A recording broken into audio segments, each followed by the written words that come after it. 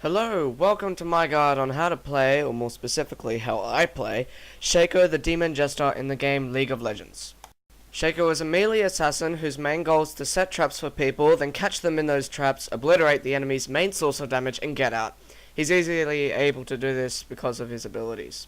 His passive is Backstab. Shaco deals 20% more damage when attacking an enemy from behind. This applies to his basic attacks as well as his abilities. This item doesn't scale with his levels. His first ability is Deceive. Shaco blinks to a target nearby location and stealths for up to 3.5 seconds. His next auto attack within 6 seconds is guaranteed to critically strike for a base, depending on the rank of the ability. Extra crit damage from Masteries, runes, and items, such as Infinity Edge, are also applied after this. At level 1, the base crit damage is 140%, going up to 220% at level 5. With Backstab, an extra 20% crit damage can be applied. His second ability is Jack-in-the-Box. Shaco creates a Jack-in-the-Box at a target location. After 2 seconds it will stealth, and will last up to 60 seconds in stealth, or 5 seconds out of stealth. When an enemy comes near the box fears all surrounding enemies and comes out of stealth. The box then starts attacking nearby enemies. Casting this ability breaks Shaco's stealth, and these boxes deal magic damage. At level 1, the fear is only half a second, but goes up to 1.5 seconds when at level 5. The damage dealt with each attack is also increased with rank. This ability scales off of ability power at a 0.2 ratio. His third ability is 2-Shift Poison. This ability has a passive and an active effect. Its passive effect is that when Shaco attacks targets, he poisons them, which reduces their movement speed for 2 seconds. Non-champions are also given a mischance.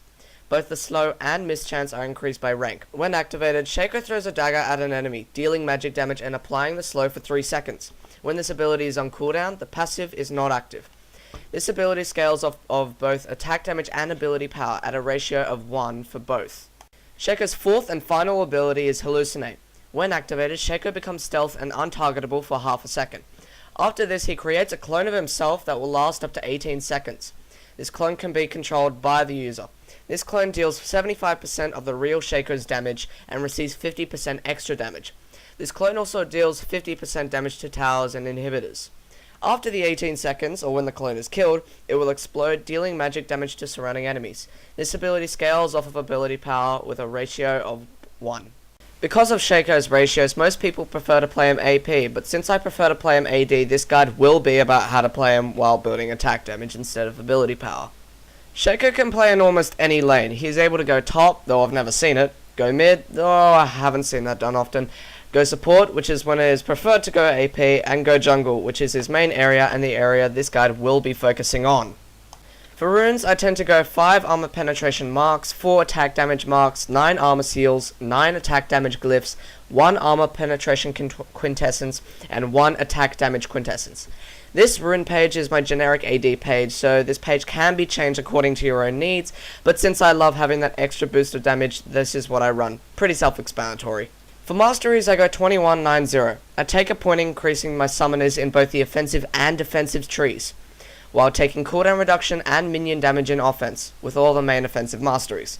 In the defensive tree, I take reduced monster and minion damage as well as the increased health. Again, these are pretty self-explanatory and can be changed depending on your needs. For summoner spells, I take Smite because, as a jungler, I believe this summoner should be taken on all junglers. People will say, oh, I can jungle Smiteless. Well, Shaco is a champion that can jungle Smiteless as well as a lot of other champions, but trust me, take Smite, you will need it. Not just for clearing camps, but for stealing and securing barons and dragons as well as your own buffs. Who wants the enemy team walking in on my team doing baron and just steal it with their own Smite? Not me. As for my second summoner, I normally take either Ignite or Exhaust. Ignite gives a good finishing off damage, whereas Exhaust is an effective spell if you're up against a team with more offense than defense. Flash is also a good spell, but with Shaco's Deceive, I find it to be a summoner I can sort of sacrifice for something else. If you have difficulties with Deceive, take Flash. Ghost is also good, and everything else I wouldn't really take. For jungling, there are 2 routes that I feel are the best routes. The first one is to start at blue buff. So start with a Hunter's Machete and 5 health potions, and get your Jack-in-the-Box skill first. So go to blue buff and start putting boxes down at a minute until blue spawns, then kill it without using Smite. After this, put a point into your 2-Shift Poison because you would have hit level 2. Run down to red buff and kill it using Smite. After this, you can go to rates where you will gain level 3. At this point, you can go gank mid or bot if you are on the blue side, or mid and top if you are purple side, as you can have a point in all 3 of your skills, as well as double buff. If you're on the jungle more or the lanes are all pushed, get another point in your Jack in the Box and go through all the other small camps until you hit level 4, which is another point in time where you should look for possible gank opportunities. If there are none, regardless, get a point in your Deceive because you will need it later on. The second route is to start at red buff. This route is aimed at getting a quick level 2 gank off, and therefore I sort of prefer to go blue route, but nonetheless, this can be a good route to take. Start with a hunter's machete in either 5 health potions or 4 health potions and a mana potion. I prefer taking the second option as you won't be getting blue buff. Do the same thing with the blue route, just starting at red. Once you kill it, get a point in your Deceive and go gank. If there aren't any ganking opportunities, get a point in your 2 shift poison and continue jungling. I feel that in this route you waste your red buff, as a lot of cases there won't be a chance to gank. That's why I feel it's easier to get blue buff first, use it to get your own levels up, and then go get red and go gank. Both these routes can be changed, but these are my own routes that I take. Item wise, I like to start with a hunter's machete, then on my first trip back have enough to build that into a Madrid's razor and get boots along with potions and wards. My main items is to get a Regal's Lantern first off, and go for Berserker's Greaves, which are the upgraded boots.